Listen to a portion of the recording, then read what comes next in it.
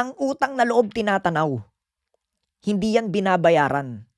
So kung hindi yan binabayaran at itinatanaw yan, no? Biblically, ang sabi nga, honor your father and your mother. Don't make it your responsibility na pasanin ang bigat ng buhay para sa kanila dahil ikaw yung may kakayahan. Is it dishonorable?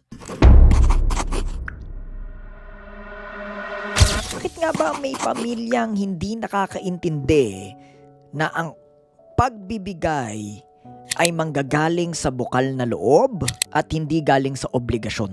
Bakit ba minsan hindi naiintindihan ng mga mahal natin sa buhay na hindi kailanman responsibilidad ng taong nakakaangat na bitbitin ang buong bigat ng mga problema sa buhay?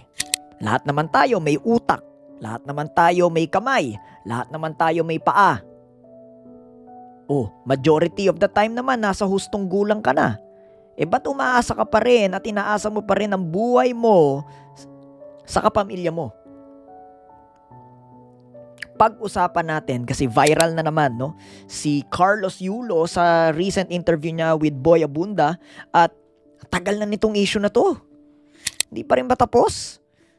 Yung nakakatanggap siya ng bashing dahil hindi niya binubuhay basically at hindi niya binibitbit ang kanyang pamilya. Kumbaga, pag-usapan natin to kasi this is the long-standing topic ng pagbibigay, ng utang na loob, at ng bukal sa loob or obligasyon. Pag-usapan natin. Alam nyo, para sa akin, ang pagbibigay dapat tama. Bukal sa loob dapat yan. Hindi ang obligasyon. Alam mo yung laging sinasabi nila na yung utang na loob. Ang utang na loob tinatanaw. Hindi yan binabayaran. So kung hindi yan binabayaran at itinatanaw yan, no? Biblically, ang sabi nga, honor your father and your mother. Don't make it your responsibility na pasanin ang bigat ng buhay para sa kanila dahil ikaw yung may kakayahan. Is it dishonorable? Buti sana kung, disabled na yung family member, then sure, tulungan natin. Disabled wala nang kakayahan. Pero for majority of people, you're well able. So, ngayon, kung gusto magbigay dahil sa kabutihan ng puso yan. Kung gustong magbigay, edi maganda. No? Pero ang pagbibigay nasa dalawang base yan on two things, willingness and ability.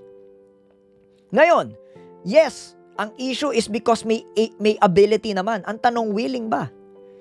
Ngayon, most of the time, this is what I noticed, napakadalang at napakakonti lang naman ng tao na talagang ungrateful, talagang walang utang na loob, napakakonti nun. Majority of the time, this is what I notice, gusto namang magbigay. Hindi lang dun sa amount na gusto mo.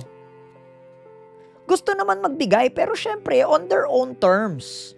Gusto naman magbigay, pero syempre, on the amount that they're willing to give.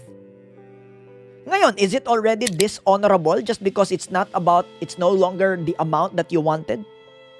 Is it dishonorable just because it's not about the gift that you wanted?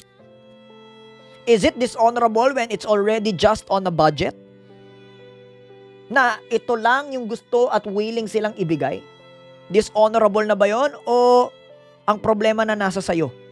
If you are that family member na hingi ng hingi, may kakayanan ka naman matanda ka naman, may isip ka naman, may kamay at paa ka naman, gawa mo ng paraan yung buhay mo yan Dishonorable na ba yun?